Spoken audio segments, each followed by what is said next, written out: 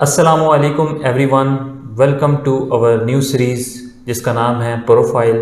और इसमें हम प्रोफेशनल्स की स्टोरी के बारे में जानेंगे और उनसे कुछ सवालात करेंगे जिनका ताल्लुक डिफरेंट इंडस्ट्री से होगा, बिज़नेस से, रियल स्टेट से, ट्रेनिंग इंडस्ट्री से, टीचर्स, यूट्यूबर्स। और जिस की जो पहली एपिसोड है उसमें जो हमारे गेस्ट हैं, he is a public speaker, trainer और एक यूथ ऑर्गेनाइजेशन के फाउंडर हैं जिसका नाम है society for empowerment, harmony, awareness and research. और 3 टॉपिक्स जिनके ऊपर ये बहुत ज़्यादा पाकिस्तान में काम कर रहे हैं, जिसमें नंबर 1 है पीस बिल्डिंग, रिसर्च और non violent communication. Mister Arshad Wasi, thank you so much sir, आपने अपने बिजी स्केड्यूल में से टाइम निकाला और इस इंटरव्यू के लिए आप आए। Thank you very much for inviting me. Pleasure sir. अच्छा सर, मेरा आपसे पहला क्वेश्चन ये है कि आप अपनी थोड़ी सी स्टोरी बताएं, ऑडियंस को अपना बैकग्राउंड बताएं और ये सोसाइटी आपने कैसे रन की इसके बारे में थोड़ा सी बताएं। Okay, thank you for the question. And अगर हम इसको जर्नी के हवाले से देखें तो जर्नी हमारी बड़ी ज़बरदस्त है। I was student when we started this, और मैं आई और वी को जब लेके चल रहा हूँ तो आपको अंदाज़ा होगा आगे कि क्यों ऐसा हुआ। तो जब मैं वॉलंटियर वर्क कर रहा था और सोसाइटी के अंदर काम कर रहा था, तो मैं ये चीज़ देख रहा था कि एक गैप है, और वो ये कि हमारे बहुत सारे स्टूडेंट जिन्हें रिसर्च करनी होती है और उन्हें रिसर्च में जो है वो सपोर्ट नहीं मिल रही होती है। अगर उनका सुपरवाइज़र सपोर्टिव है तो he is good, she is good, अगर नहीं तो फिर उन्हें दाएं बाएं से कहीं से सपोर्ट नहीं मिल रही होती। तो एक ये गैप था जो हम फील कर रहे थे। सेकेंड वन इज़ के जी पीस बिल्डिंग के ऊपर जो भी काम हो रहा था उसके लिए most of the organisation are based on funding, foreign funding. तो जिन चीज़ों या जिन टॉपिक्स के ऊपर फंडिंग्स अवेलेबल होती थी उन पे बहुत ज़्यादा काम होता था, लेकिन जिनके ऊपर फंडिंग्स अवेलेबल नहीं तो फिर जो है वो यूथ की ऑर्गेनाइजेशन जो जनरली जो है वो फंडिंग बेस्ड काम नहीं करते, तो वो लोग काम नहीं करते थे इसके ऊपर। तो इसलिए हमने ये सोचा कि हम पीस के ऊपर काम करें और हम साथ रिसर्च के ऊपर काम करें। इसलिए हमने एक सोसाइटी बनाई, और वो सोसाइटी हमने 2016 में बनाई। I was in university at that time, और उस टाइम पे जिन लोगों के ज़रिए से हमने इसे इनिशिएट किया, या वो जो टीम थी इनिशियल, वो तमाम लोग डिफरेंट यूनिवर्सिटीज़ में पढ़ रहे थे। So we get together and started that journey to make Pakistan a peaceful and inclusive place where people can live together at happiest lifestyle. तो ये वो स्टार्ट था जो हमने 2016 में लिया और अभी तक चल रहा है। ज़बरदस्त। जैसे कि आपने बताया कि लास्ट आप 6 to 7 ईयर से इसको चला रहे हैं, तो इतने सालों से जब आप चला रहे हैं तो मतलब इसको प्रोफेशनली आप लेकर जा रहे हैं, तो आपका जितना भी एक्सपीरियंस है फील्ड का, तो उसके मुताबिक अगर आपकी नज़र में प्रोफेशनल कौन होता है? अगर मैं आपसे डेफिनेशन पूछूं एक प्रोफेशनल की, वो किसी भी इंडस्ट्री का हो, और उसकी डेफिनेशन आप बताएंगे कौन होता है प्रोफेशनल आपकी नज़र में और उसकी खसूसियात क्या होती हैं? देखें, पहली बात यह है कि जर्नली सोसाइटी के अंदर जो है वो लोग डिफरेंट प्रोफेशंस को चुनते हैं अर्निंग के लिए, ठीक है, because earning is most important thing for survival. हर इंसान ज़िंदा रहना चाहता है और ज़िंदा रहने के लिए उसे जो है वो इनकम सोर्स चाहिए, मनी चाहिए। तो लोग जो है वो किसी भी प्रोफेशन को just for the sake of money लेते हैं। एक तो ये इशू है जिसकी वजह से वो फिर प्रोफेशन और उसके साथ जो है वो उस तरह से जस्टिफाई नहीं कर सकते जिस तरह से उस प्रोफेशन की रिक्वायरमेंट होती है। मैं ये समझता हूँ कि आप किसी भी प्रोफेशन में जब जाते हैं तो वो ऐसा ही है जैसे आपने कोई रिस्पॉन्सिबल हेड पहना है या आपने एक रोल जो है अपने लिए लिया है। For example, if one person is becoming father, तो फिर वो एक रोल है जिसके साथ रिस्पॉन्सिबिलिटीज़ आती हैं, तो वो उस रिस्पॉन्सिबिलिटीज़ को फुलफ़िल करने में चल पड़ता है। इसी तरह से जैसे ही आप किसी प्रोफेशन में जाते हैं तो आप उस रोल को लेते साथ रिस्पॉन्सिबल हो जाते हैं। So if you are teacher, if you are doctor, if you are engineer, और जो भी इस तरह के प्रोफेशंस हैं आपके, जैसे ही कोई शख्स उस प्रोफेशन में जाए तो उसे सबसे पहले जो है उस प्रोफेशन की जो अपनी इथिक्स हैं उन्हें स्टडी करना चाहिए कि वो प्रोफेशंस की अपनी एथिक्स क्या हैं। तो सबसे पहला काम उसे वो वहाँ से लर्निंग शुरू करनी चाहिए और उन एथिक्स को अडॉप्ट करना चाहिए। अगर एक डॉक्टर है तो फिर उसकी एथिक्स क्या कहती हैं उसे सबसे पहले उसे एक्सेप्ट करना चाहिए और उसके ऊपर उसे काम करना चाहिए। द सेकंड वन इज़ कि जब आप किसी रोल में चले जाते हैं और आप किसी प्रोफेशन में चले जाते हैं तो अब दूसरे स्टेप के ऊपर आपको उसी प्रोफेशन में ग्रो होना चाहिए। तो ये दूसरी वो क्वालिटी है जो किसी भी इंसान के अंदर होनी चाहिए कि वो जिस भी प्रोफेशन में हो वहाँ वो ग्रो करे, ठीक है।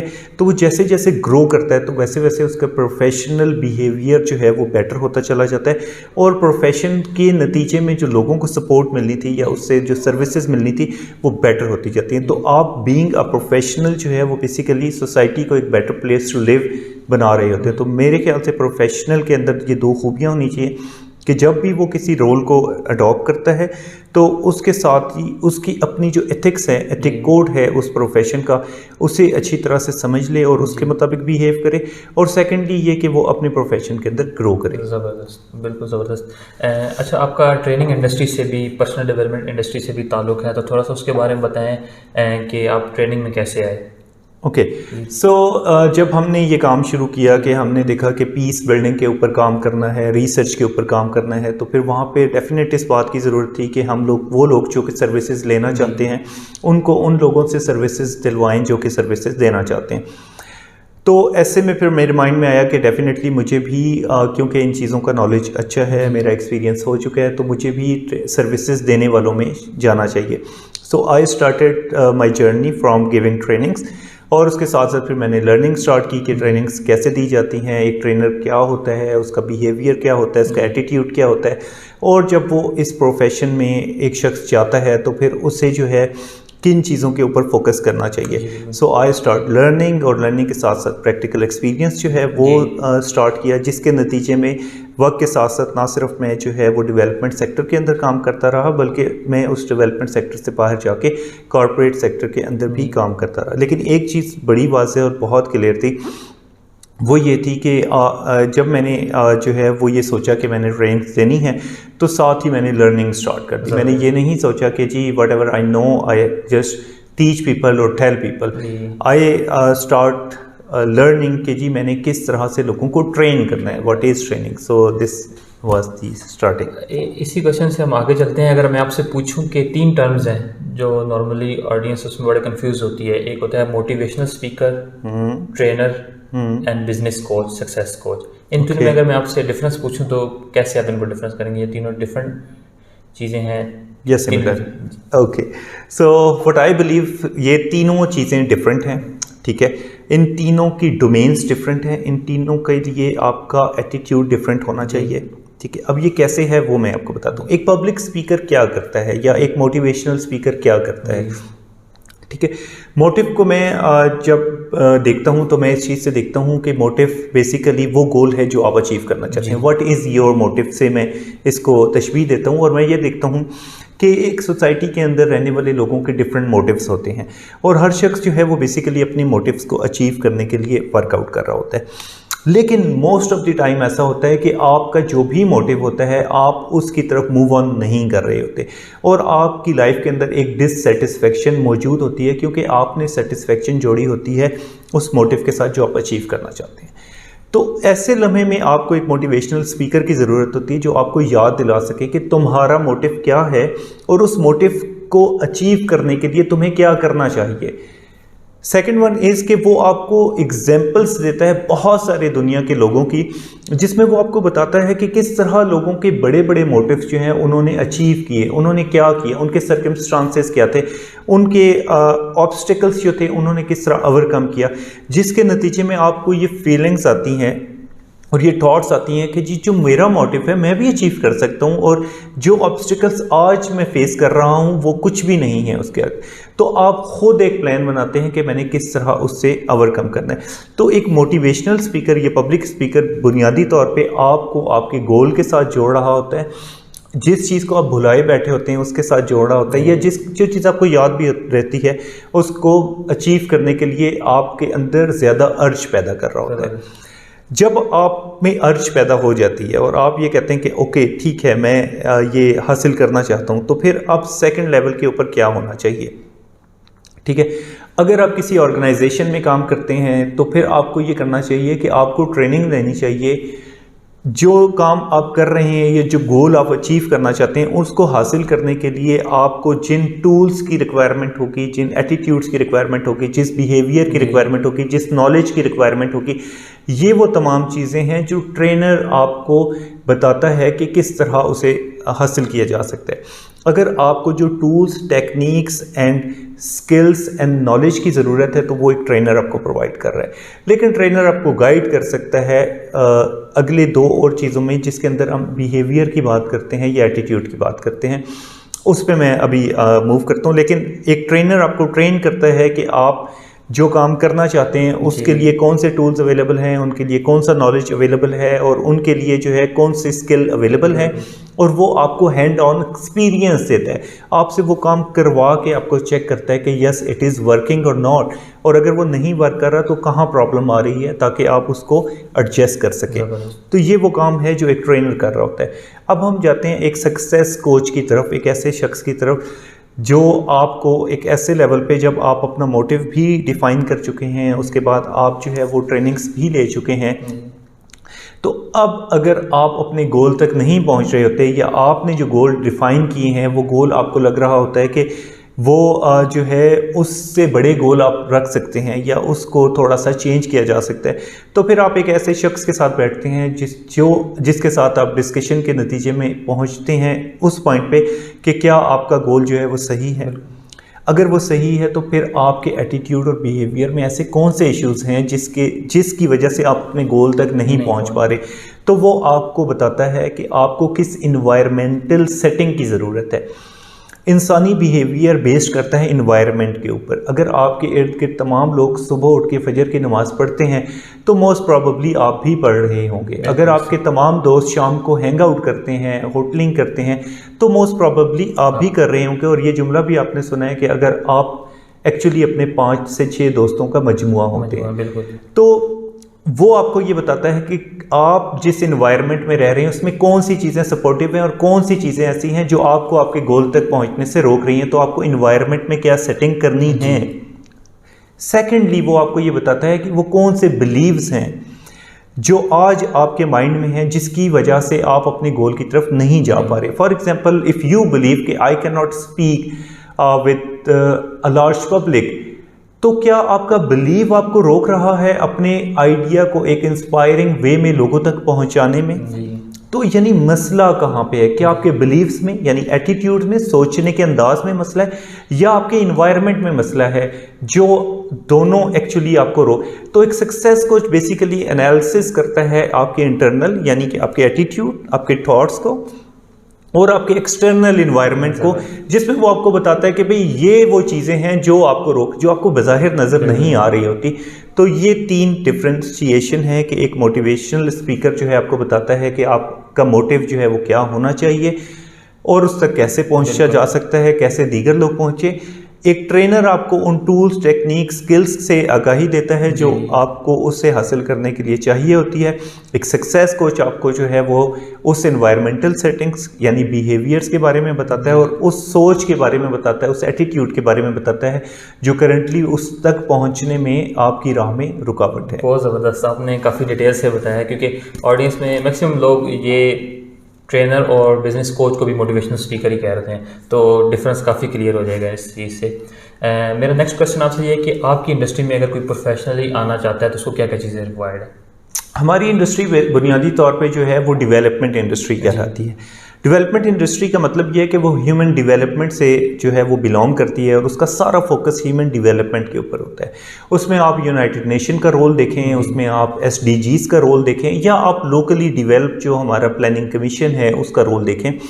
इन तमाम रोल्स में आपको ये नज़र आएगा कि ये तमाम लोग ह्यूमन डेवलपमेंट की बात कर रहे होते हैं। आप अपने एजुकेशनल इंस्टीट्यूशंस देखें, हॉस्पिटल्स देखें और तमाम इदारे जो हैं बुनियादी तौर पे इस पर काम कर रहे होते हैं। लेकिन जो डेवलपमेंट सेक्टर है आपका वो एक्चुअली फोकस कर रहा होता है कि इंसान एक ऑप्टिमम लेवल पे एक अच्छी ज़िंदगी गुजारे। तो उसके लिए उसे सोसाइटी के अंदर कौन से ऐसे बिहेवियर्स और एटीट्यूड्स हैं जो वहाँ तक पहुँचने में रुकावट बन सकते हैं, जैसे कि मिसाल के तौर पे इनटॉलरेंस है, पोलराइजेशन है, सोसाइटी के अंदर जो है वायलेंस है, तो डेफिनेटली एक अच्छी पीसफुल सोसाइटी से आपको रोकेगा। इसी तरह से अगर अनएजुकेशन है, अगर आपके इन्वायरमेंट के अंदर business is difficult task, earning जो है वो उसके सोर्सेज रिड्यूस्ड हैं, या आपके पास जो नेचुरल रिसोर्सेज हैं आप उनको लोकल सतह के ऊपर उसके बारे में कुछ नहीं सोच पाते, तो आपका डेवलपमेंट सेक्टर ये देख रहा होता है कि ह्यूमन डेवलपमेंट रुक गई है और उसको ज़रूरी है कि वो आगे बढ़े। तो वो फिर बहुत सारे प्रोग्राम्स और एक्टिविटीज़ डिज़ाइन करता है जिससे इंसानी जहन को जो है एक तो ये बता सके कि वो उसे किस ऑप्टिमम लेवल पे लाइफ को गुजारना चाहिए और उस तक ना पहुंचने की वजूहात क्या हैं और उसको ओवरकम करने के लिए क्या करना चाहिए। सो इसमें तो डेवलपमेंट सेक्टर बुनियादी तौर पे जो है वो आपकी अपलिफ्टिंग के लिए बात करता है। तो जब आप डेवलपमेंट सेक्टर में जाने की बात करते हैं या आप कहते हैं कि आप इस प्रोफेशन में जाना चाहते हैं, तो आपको डेफिनेटली दो चीज़ों के ऊपर फोकस करना पड़ेगा। एक तो आपको एम्पैथी पे फोकस करना पड़ेगा कि आप इंसानों के दर्द दुख तकलीफ को महसूस कर सकें। जब आप महसूस करेंगे तो आपको पता लगेगा कि उन्हें क्या प्रॉब्लम्स आ रही हैं और उनका क्या सोल्यूशन हो सकता है। This is the number one thing. यानी अगर आप में एम्पैथी नहीं है या उसका लेवल डाउन है तो आप कभी भी इस प्रोफेशन में ना आइएगा। सेकेंड वन इज़ कि जब आपके अंदर एम्पैथी होता है और आप जो है वो सोसाइटी को अपलिफ्ट करना चाहते हैं और प्रॉब्लम्स को फील कर सकते हैं, तो फिर आप आते हैं कि अब मुझे क्या करना चाहिए। तो आपके पास डिफरेंट टाइप ऑफ वर्क सामने आता है। एक जो है वो ट्रेनिंग का आ जाता है जिसमें आप लोगों को ट्रेनिंग देते हैं कि किस तरह से वो ऊपर जा सकते हैं। दूसरा मोबिलाइज करने का आ जाता है, ठीक है, जिसे आप सोशलाइजेशन के थ्रू मोबिलाइज करते हैं लोगों को।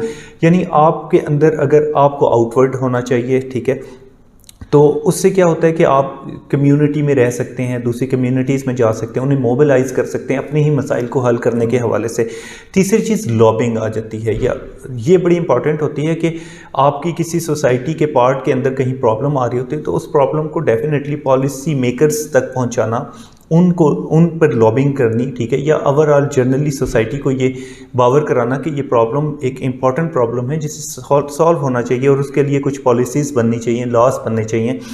तो ये वो तीन एस्पेक्ट्स हैं जिसमें आपको काम करना पड़ सकता है, इन तीन में से, ठीक है। और एक वो जर्नल एस्पेक्ट है जो हर जगह चल रहा होता है जिसमें मैनेजमेंट और इस तरह की चीज़ें होती हैं। तो अगर आप जो है वो एक लॉबिस्ट के तौर पर या आप जो है एक जो है वो मूविंग एजेंट के तौर पे काम कर रहे होते हैं, तो फिर आपको आउटस्पोकन होना, आपका आउटवर्ड होना और आपका जो है वो इस तरह के काम करने में दिल लगना बहुत ज़रूरी है। और अगर आप फिर ट्रेनिंग इंडस्ट्री में आना चाहते हैं तो फिर आपके पास नॉलेज का होना, स्किल्स का, टूल्स का, एक्सपर्टीज़ का होना ज़रूरी है ताकि फिर आप लोगों को ट्रेन कर सकें उनके प्रॉब्लम्स के सोल्यूशन के लिए। तो ये वो तीन एस्पेक्ट्स हैं जिन पर आपको देखना होगा और फिर आप इसमें जंप इन कर सकते हैं। अच्छा अर्शद साहब, आप रिसर्च के ऊपर पाकिस्तान में क्या काम कर रहे हैं, कौन से आपने इनिशिएटिव लिए हैं और किस तरह काम कर रहे हैं, थोड़ा सा उसके बारे में बताएं। बिल्कुल ठीक है। रिसर्च में हम लोगों ने जो है वो स्टार्ट में ट्रेनिंग्स के ऊपर फोकस किया और हमने ये देखा कि जिन लोगों को रिसर्च करने में प्रॉब्लम आ रही है उन्हें रिसर्च सिखाई जाए। सेकेंडली फिर हमने जो है ख़ुद रिसर्च करने की कोशिश की और हमने पाकिस्तान यूथ विजन 2030 के नाम से एक मेगा रिसर्च की जिसमें हमने देखा कि हमारी यूथ को क्या प्रॉब्लम्स है और उनका क्या सोल्यूशन हो सकता है। तीसरे लेवल पे अभी जो है वो मैं अपने दो मेंटोर्स के साथ, जिसमें डॉक्टर बाबर और डॉक्टर अफशा जो हैं उनके साथ मिलकर रिसर्च कैफ़े के नाम से एक इनिशिएटिव पे वर्क कर रहा हूँ, जिसमें हम बेसिकली ये कर रहे हैं कि हम टाउन में मौजूद यानी इस्लामाबाद और रावलपिंडी में मौजूद रिसर्चर को हर वीक एक प्लेटफॉर्म के ऊपर गैदर करते हैं और हम ये चाहते हैं कि वहाँ पे वो रिसर्च ओरिएंटेड गुफ्तगू करें और प्रॉब्लम का जो है तज़किरा और उनके सल्यूशन का तज़किरा जो है वो क्रिटिकल एनालिसिस के थ्रू करें, रियलिटीज़ के साथ करें, ना कि जो है वो जर्नल लोगों की जो गुफ्तगू होती है उसी तरह से हम गुफ्तगू कर सकें। तो हमारा प्राइम मकसद इस टाइम पे इस इनिशिएटिव के साथ ये है कि हम तमाम प्रोफेशनल्स को और तमाम प्रोफेशनल जिसके अंदर रिसर्चर्स भी आ जाए यानी एकेडेमिया के प्रोफेशनल्स और नॉन एकेडेमिया प्रोफेशनल दोनों को गैदर करें, दोनों को एक प्लेटफॉर्म पे रखें और वहाँ पर उन्हें रिसर्च ओरिएंटेड गुफ्तगू या क्रिटिकल एनालिसिस के बाद की जाने वाली गुफ्तगू की अहमियत से जो है वो रोशनास कराएं और हम कोशिश करें कि उनसे उस दौरान गुफ्तगू जो की जाए वो किसी रेफरेंस की बेस पर हो, सुनी सुनाई बातों पर या सेल्फ अजम्पशन की बेस पे गुफ्तगू ना हो, बल्कि किसी रिसर्च की बुनियाद पे, किसी अथेंटिसिटी की बुनियाद पे, किसी वैलिडिटी की बुनियाद के ऊपर या किसी एक्सपर्ट के ओपिनियन की बुनियाद के ऊपर बात की जाए, ये प्रोफेशनल्स के लिए बहुत अहम है ताकि वो अपनी ही प्रोफेशन के अंदर मोर ग्रो कर सकें और रूमर्स के ऊपर जो है वो तवज्जो देने के बजाय और अपनी एनर्जी को ज़ाया करने के बजाय रियलिटीज़ को समझ सकें और उन पर गुफ्तगू कर सकें। सो अभी हमारा इनिशिएटिव जो है इस तरह से प्रोफेशनल्स को सपोर्ट कर रहा है। अच्छा, आप अपने एक्सपीरियंस के मुताबिक अगर आपने यूथ को, स्टूडेंट्स को, प्रोफेशनल को एक एडवाइस को देनी हो, बिगेस्ट एडवाइस, तो वो क्या होगी? द बिगेस्ट एडवाइस इज़ के फाइंड योर सेल्फ। मेरी जो अभी तक की इल्म जर्नी जो भी आप कहें वो ये कहती है कि जब इंसान सोसाइटी के मुताबिक चलना शुरू हो जाता है, सोसाइटी बताती है कि जी अगर आप जो है वो एक टीचर बन जाएं तो आपकी बहुत इज्जत होगी और ये होगा और वो होगा, तो आप उसके मुताबिक चलते तो रहते हैं और हमेशा करते रहते हैं। लेकिन आप ज़िंदगी में अगर एक्सेल करना चाहते हैं, अगर आप ऑप्टिमम लेवल पे जाना चाहते हैं, अपना बेस्ट ऑफ द बेस्ट देना चाहते हैं, तो फिर आपको सेल्फ एनालिसिस करना पड़ेगा। आपको ये जानना पड़ेगा कि आप किन चीज़ों से खुश होते हैं, किन से नाखुश होते हैं, किन लोगों में बैठकर खुश होते हैं, किन में बैठ के नाखुश होते हैं, किन आइडियाज़ पर और किन इश्यूज़ पर बात करके खुश होते हैं, किन पर बात करके नाखुश होते हैं, किस इन्वायरमेंट में टाइम गुजार कर खुश होते हैं, किस में ना गुजार कर खुश होते हैं।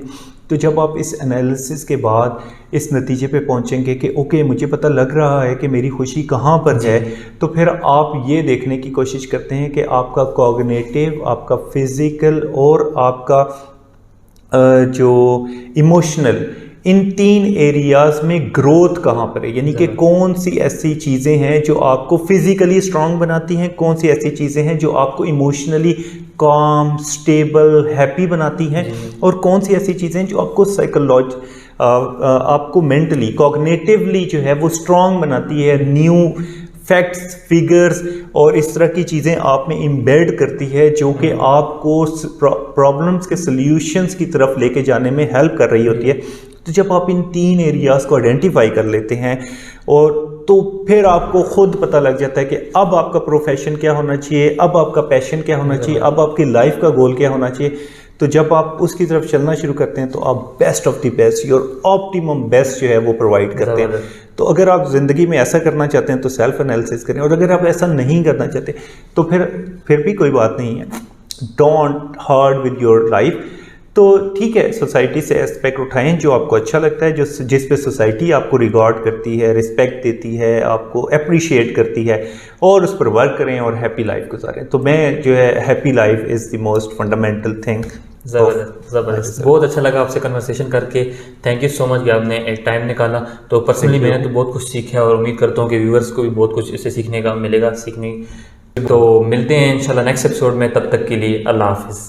अल्लाह हाफिज़।